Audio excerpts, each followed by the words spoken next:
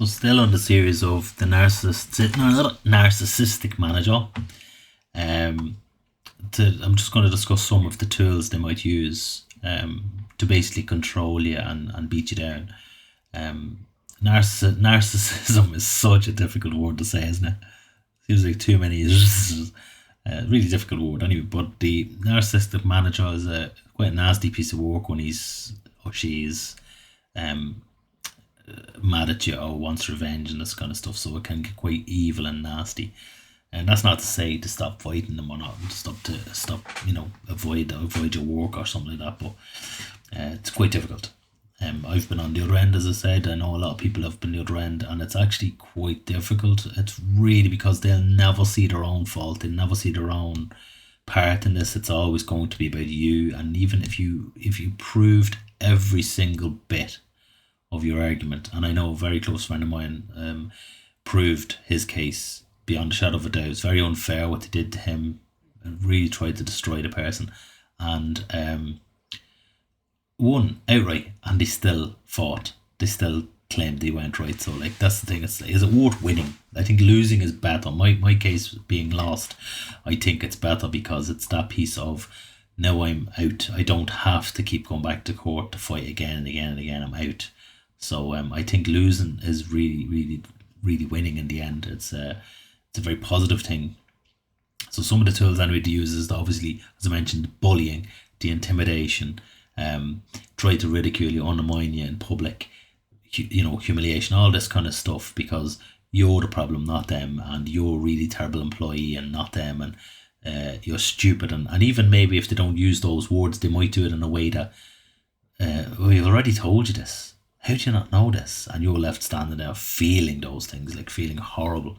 And that's kind of sort of be the covert, and then there'll be the overt where they'll be really aggressive and shouting, really publicly, screaming and shouting at you. And I know there's any amount of policies out there that says like dignity at work policies and bullying, and all these kind of respect for the individual policies. Yeah, what I think of them, because they're not honoured, they're not observed, they're not followed, they're taken to a point and then ignored, and the same care person could be up with bullying 500 times and nothing's ever going to be done. So your policies are outdated and they need to be changed. So the thing is, well, they're really fond of doing, and they certainly did it with me 3 times while I worked, was stop your wages. And I've heard that they're still doing it. This is their way of control and bully. They feel that they can stop your wages. I'm going to give you a little information here. It's against the law for them to stop your wages. Under the 1991 Payment of Wages Act, it's illegal. If they've been told this and they're aware of this, which I'm assuming because they're managers, they're familiar with this, they have broken the law, and you have every right to take them to court. And the fact that it's happening across the board with different managers tells me that this action is being facilitated from a higher level. So the fact that now we have enough evidence with 3 or 4 or 5 different middle managers doing it means the upper manager is very familiar with this and probably has organised this. Is that person you can take to court, and it's that person you can have his house or her house. So absolutely go after them for that, because it's breaking the law. It's having a very, very, very detrimental effect on people's mental health, because they'll come into work. You work very, very hard in your service, whether it's nursing, ambulance, whatever it is. You're working very, very hard. You work long, awful long hours, and they're getting so much longer. And it's a kind of a lot of the time it can be fairly thankless. I know you kind of feel that, I'm doing it to serve and to give something back, but it can be fairly thankless. And then at the end of that, when you've done your turn and they're stopping your wages and trying to hold these on, I had a discussion with a manager who's a narcissistic manager as well, who had stopped my wages. And I highlighted the fact there's breach of 1991 Payment of Wages Act. I got my wages immediately back. And you ran a tail between the legs, but it didn't stop him from doing it again.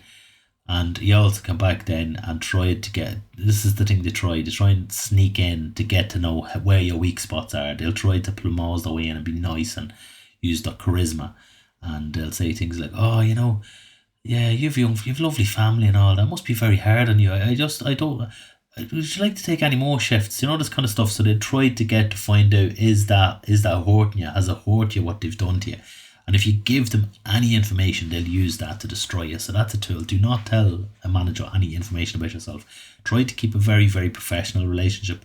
If you have a child, if you just had a baby, don't tell them. It's back to that grey rock and yes, no. Don't even engage. Don't talk to them. Don't let them into your life in any way, shape, or form. So that's the thing. They're stopping wages left, right, and centre. They're destroying people's lives. They're stopping people at home. And I actually, again, do not believe for a second that the people at the top don't know this is happening. I don't. I can't. And I know the reason I can't is because I had a very public, very, very public discussion, let's call it, on Twitter in 2018 on my own profile. With the then director general. So I highlighted it then, 2018, and then I also highlighted it to a person very, very, the highest person in the HSE at the time. I highlighted this. Now, I'm not saying this isn't disparage anyone, but I'm saying plain facts. I wrote to them. I have copies of the emails. I have copies of everything. So they cannot, there's no plausible deniability here. They knew. At least 4 years ago. I know they knew longer than that, but at least 4 years ago they knew this. I highlighted with evidence from a couple of hundred staff. So it's an absolute lie, in my opinion, for them to turn around and have tried to pull plausible deniability. I never knew this was happening, because they bloody did. They know it's happening, and it's really, really horrible to see. This is the thing, the gaslighting. So I never knew it was happening. You never told me. You never contacted me. If I had known, it's all, maybe you thought you sent it to me. Gaslighting. So yeah, you're gonna have to arm yourself around these things and not engage. Don't talk to them. Don't enter into any real discussions with them. Be very yes, no, thank you, okay, fair enough, no problem. No big conversations, and just move on. They can change the hours of your work, your shift patterns, if you work shift, if you do any of them, very suddenly. So you might get your shifts for next week, last week, and then beginning of the week they'll turn around and say, "Oh, something's after happening." Nothing has after happening at all, right? But that's what they'll use, and then they'll change your patterns very, very suddenly, and that again is affecting your life. So they do this because it'll harm you. That's what they're trying to do. They will threaten. A very, very popular thing they love to do, and I've noticed this over the last few years, is they threaten with occupational health, as if occupational health is their big stick, as if occupational health is a threat. Like, "I'll send you to occupational health if you don't do this," or "You've gone sick so much times, if you go sick again, I'm going to have to send you to occupational health." Wonderful. I've been to occupational health loads. I think they're lovely people. They're probably the most professional people in the service. They're incredible. The occupational health really care about the employee, not so much about the employer, because they are very, very aware of what's going on. Occupational health has written multiple letters for me to instruct my managers to stop bullying me and stop harassing me, and to look at what they're doing.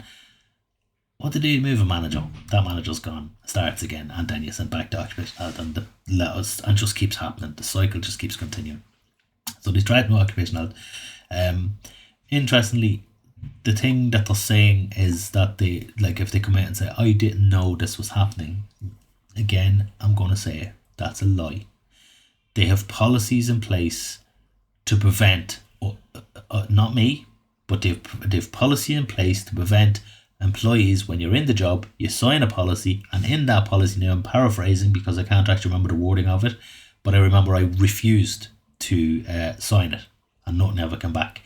The policy states that if I bring any kind of negative kind of look or something, so some kind of a negative thing onto the organisation, that I could face disciplinary action up to and including being sacked or being let go.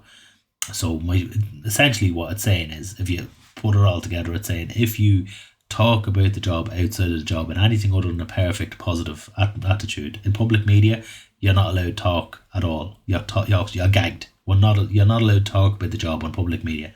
You're not allowed to answer questions in public on that kind of thing. You have to refer back to the HR departments and all these things. So essentially, all staff within this organisation are gagged.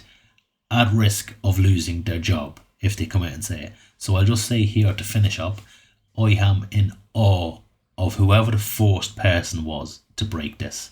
The first person needs unbelievable praise. That took some amount of courage. I'm very, very impressed. I'm very proud of you, and I really appreciate you.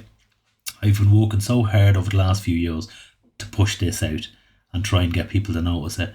I was ignored. Whoever you are, you're brilliant, you're a genius. Then the people who followed and had the courage to follow and say, not just leave that person dangling in the wind, but follow and support them. Well done. I'm very impressed with you. You're amazing people. But look, we need to keep it going now, because what's going to happen is it's a 24-hour news cycle, and I know News Talk are going to try and carry it, but the government is going to talk to the boys at the top, and they're going to come up with a spin. And what's going to happen is either we're going to relook at our policies, we're going to change, blah, blah, blah, we're going to do this. But what needs to be done is not words.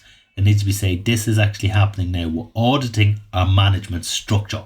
We're watching the managers and seeing what they have done. We're assessing how many complaints have been against managers, and we're taking action.